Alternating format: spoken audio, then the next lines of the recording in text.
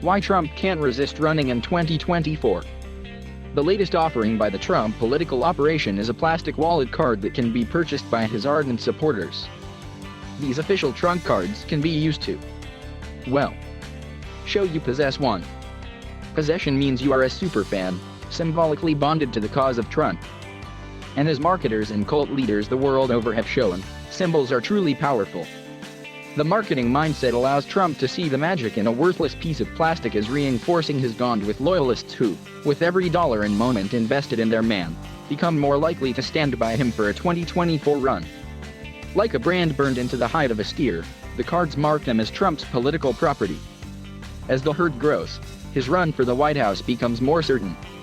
Moreover, I'm not sure there's anything that confers a sense of belonging more than a flag, which may explain the variety of banners waved by his supporters as they attacked the U.S. Capitol on January 6. On that day, the Trump 2020 flags were accompanied by Confederate battle flags, "Don't Tread on Me" Gadsden flags, and, ironically, pro-police thin blue line flags. If you pause for a moment and visualize these pennants, you will likely feel some kind of emotion. If you love the former president, the Confederacy, and police, you might feel warm and fuzzy. If you don't, then you may feel anything from ambivalence to fear.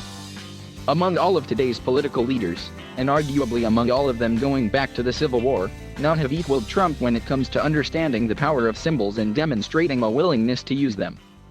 With his famous "Make America Great Again" caps, his easily identified blue flags, and now his membership cards, Trump has equipped his supporters in a way never seen before.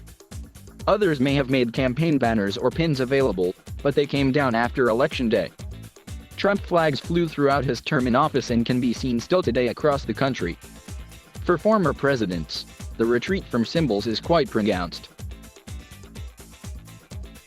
I can't locate evidence of a card or cards sold by the one-term president who left office in 1980, and if George H.W.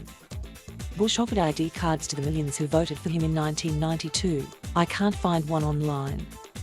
Bush the first, Carter, and Trump, which of these one-term presidents is not like the other? For so many reasons, including his impeachment trials, divisive form of politics, and now his post-White House conduct, Trump is the odd man out.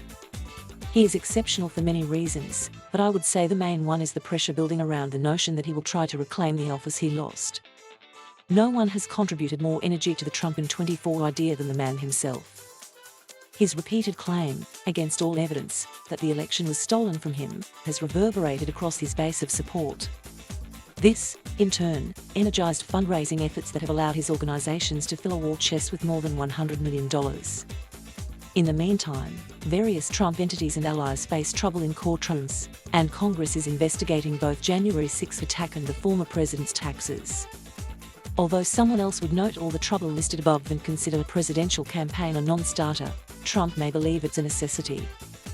If he declares he's a candidate, Trump would instantly add power to any claim he might make about how an unfair Congress and politically minded prosecutors are out to get him.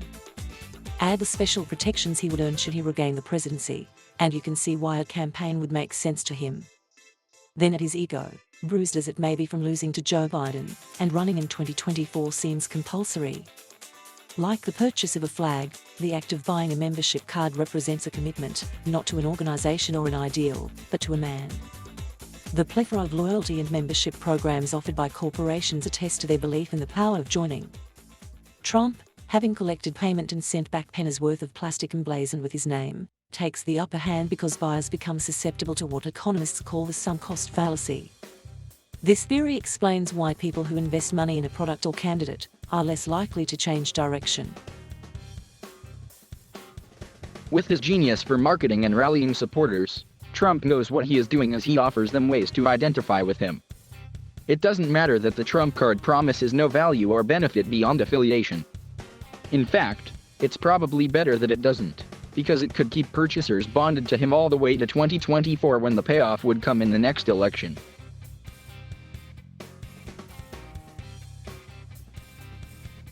Thank you for watching. Please subscribe.